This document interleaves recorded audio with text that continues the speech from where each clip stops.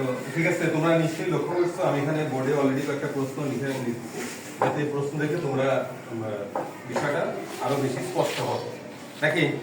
আচ্ছা মমি একটু দাঁড়াও তো। মমি, আমি এই 6 নম্বর প্রশ্নে কি লিখছি একটু বলো। প্রকৃত ভগ্নাংশ কাকে বলে, উদাহরণ দাও। আচ্ছা, তাহলে প্রকৃত ভগ্নাংশ কাকে বলে উদাহরণ দাও। তো প্রকৃত ভগ্নাংশ এটাকে আমরা শিখছি, এটা আমরা কে কে বলতে পারবো, হাত তোলো তো। আচ্ছা সীমান্ত বলো তো। যে ভগ্নাংশের লব ছোট হয় বড় তাকে প্রকৃত ভগ্নাংশ বলে। যে ভগ্নাংশের লব ছোট হয় বড় তাকে মানে ও বলতেছে যে ভগ্নাংশের লব ছোট হয় বড়, তাহলে ভগ্নাংশের উপরে থাকে লব, নিচে থাকে হর, মানে বলছে লব ছোট হর বড়, সেটা প্রকৃত ভগ্নাংশ, এই তো। হ্যাঁ এটাও হবে। আর কেউ অন্যরকম ভাবে পারবে কি? আর কেউ অন্যরকম ভাবে? বসো তুমি বসো, তোমার তো সঠিক। সেটাও ঠিক আছে, কিন্তু আমরা আরেকটা বিষয় আমরা বলবো যে ভগ্নাংশের মান একের চাইতে ছোট তাকে প্রকৃত ভগ্নাংশ বলে। তোমরা তোমাদের বইটা একটু খেয়াল করো,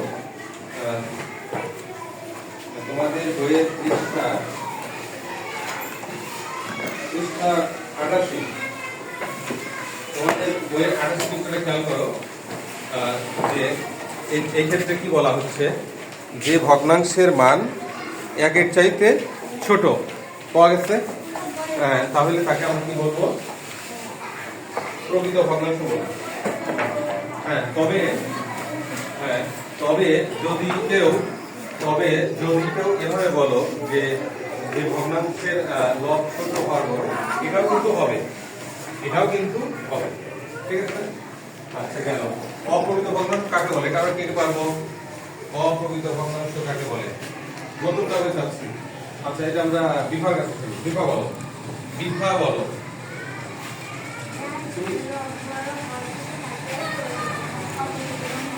যে ভগ্নাংশের লব ছোট নাকি লব বড়, হর ছোট, তাকে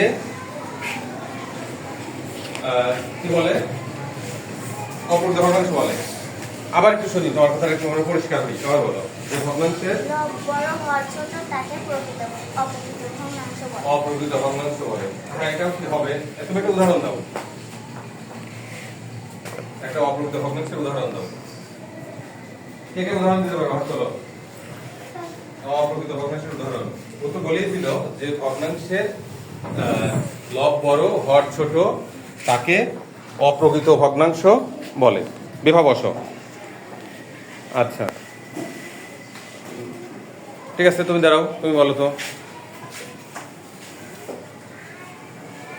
বলো অপ্রকৃত ভগ্নাংশ কাকে বলে। যে ভগ্নাংশের লব বড় কিন্তু হর ছোট তাকে অপ্রকৃত ভগ্নাংশ বলে। হ্যাঁ এটা দিলেও হবে, কিন্তু আমাদের আরেকটা বিষয় রয়ে গেছে, সেটা হলো যে ভগ্নাংশের মান একের সমান অথবা একের চাইতে বড় তাকে অপ্রকৃত ভগ্নাংশ বলে। তোমাদের বইয়ের পৃষ্ঠাটা বসো, তুমি বসো, তোমাদের বইয়ের পৃষ্ঠা বের করো আবার, যে পৃষ্ঠার কথা আমি বলছিলাম, পৃষ্ঠা নাম্বার 88। খেয়াল করছো ওখানে কি লেখা আছে, যে একের চেয়ে সমান ভগ্নাংশ, অর্থাৎ একের সমান ভগ্নাংশ লব আর হর সমান রয়েছে, সেটাও আমার অপ্রকৃত হবে। আবার একের চেয়ে বড় ভগ্নাংশ, যে লব বৃহত্তম চিহ্ন হর, সেটাও অপ্রকৃত ভগ্নাংশ হবে। বুঝতে পারছো? আচ্ছা এরপরে যেটা আসবে সেটা হলো মিশ্র ভগ্নাংশ কাকে বলে। এটা আমরা কে কে পারবো, মিশ্র ভগ্নাংশ কাকে বলে। আচ্ছা এটা আমরা কেউ জানি? আচ্ছা না জানা দোষের কিছু না, তোমাদের এভাবে দেখানো হয়নি, আমি যদি লিখছি। একটি পূর্ণ সংখ্যার সঙ্গে, ভালো করে বুঝে নাও, একটি পূর্ণ সংখ্যার সঙ্গে একটি প্রকৃত ভগ্নাংশ মিলে যে ভগ্নাংশ হয় তাকে মিশ্র ভগ্নাংশ বলে। অর্থাৎ একটি পূর্ণ সংখ্যা হবে, একটা 7 একটা পূর্ণ সংখ্যা, এর সঙ্গে একটা প্রকৃত ভগ্নাংশ দিব, অর্থাৎ 1/3 দিলাম, এক্ষেত্রে 1/3 এটা আমার একটি কি ভগ্নাংশ, প্রকৃত ভগ্নাংশ। 7 পূর্ণ সংখ্যা, অর্থাৎ পূর্ণ সংখ্যার সঙ্গে আমার হবে প্রকৃত ভগ্নাংশ, তাহলে সেটা আমার হবে মিশ্র ভগ্নাংশ। আমি যদি এমন লিখতাম 7 সমস্ত 5/3, তাহলে কিন্তু এটা মিশ্র ভগ্নাংশ হবে না, কারণ 5/3 এটা আমার অপ্রকৃত ভগ্নাংশ নয়, সরি 5/3 অপ্রকৃত ভগ্নাংশ। আমার শর্ত হলো একটা পূর্ণ সংখ্যা, তার সঙ্গে থাকবে প্রকৃত ভগ্নাংশ, কিন্তু এখানে পূর্ণ সংখ্যার সঙ্গে অপ্রকৃত ভগ্নাংশ আমি দিয়েছি, কাজে এটা কিন্তু হবে না। আমরা কি ক্লিয়ার? এবারে আমি দেখো 9 নম্বর প্রশ্নটাকে লিখেছি, নিম্নের ভগ্নাংশগুলোর মধ্যে প্রকৃত, অপ্রকৃত এবং মিশ্র ভগ্নাংশগুলো পৃথক করো। তাহলে প্রথমে যে 8/3, এটা কি ভগ্নাংশ? 8/3 প্রকৃত না অপ্রকৃত না মিশ্র? অপ্রকৃত। ঠিক আছে, এটা তাহলে আমরা শিখে গেলাম, এটা আমার অপ্রকৃত। সরি লিখলাম, অপ্রকৃত ভগ্নাংশ লিখলাম। 2/7 তাহলে এখানে লিখলাম 2 সমস্ত 5/3 এটা কি মিশ্র হবে? এটা কি মিশ্র হবে? কেন হবে না? এটা 2 এর সঙ্গে 2 একটা পূর্ণ সংখ্যা, তার সঙ্গে আমি দিয়েছি একটি অপ্রকৃত ভগ্নাংশ, এজন্য এটা কিন্তু আমার মিশ্র ভগ্নাংশ হবে না। এটা কোনো ভগ্নাংশই নয়, এটা কোনো ভগ্নাংশই হবে না। ঠিক আছে, এরপরে 3/7 এটা প্রকৃত ভগ্নাংশ। 8/8 এটা কি? একের সমান হলে সেটা কোন ভগ্নাংশ হয়? আমি কিছুক্ষণ আগে বলে দিলাম, একের সমান অথবা একের চাইতে বড় হলে সেটা হয় অপ্রকৃত ভগ্নাংশ। তাহলে 8/8 এটা আমার অপ্রকৃত ভগ্নাংশ। এটা কিন্তু অনেকেই ভুল করে ফেলে, তোমরা ভুল করো না। 8/8 মানে এটা হলো অপ্রকৃত ভগ্নাংশ, কারণ আমার শর্ত হলো যে ভগ্নাংশের মান একের সমান অথবা একের চাইতে বড় তাকে আমরা বলবো অপ্রকৃত ভগ্নাংশ। ভুলে গেলে চলবে না। কাজেই আমরা সবসময় লব আর হর, এই ছোট বড় বেশি সেটা শিখলে কিন্তু এসব অঙ্ক আবার হবে না।